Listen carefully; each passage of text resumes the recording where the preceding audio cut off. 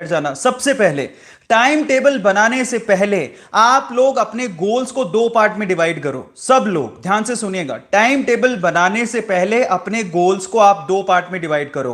पहला short term गोल, दूसरा long term goal. अब आप इसको ध्यान से सुनिएगा, मतलब टाइम टेबल बनाने से पहले आपको आपके माइंड में गोल तो क्लियर होना चाहिए कि आपको लाइफ में करना क्या है। लॉन्ग टर्म और शॉर्ट टर्म गोल का मतलब समझा देता हूं।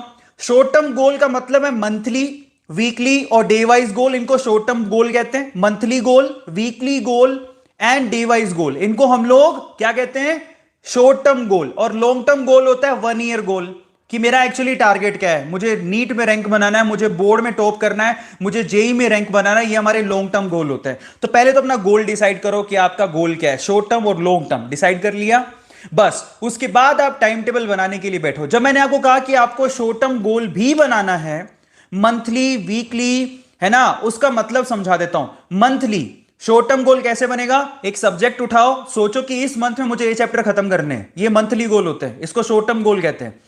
फिजिक्स में मैं 2 चैप्टर 3 चैप्टर खत्म कर लूंगा इस मंथ में, केमिस्ट्री में 4 चैप्टर खत्म कर लूंगा इस मंथ में, बायो में मैं 5 चैप्टर खत्म कर लूंगा इस मंथ में। इस तरह से आपका मंथली गोल होना चाहिए, जो कि शॉर्ट टर्म गोल होता है।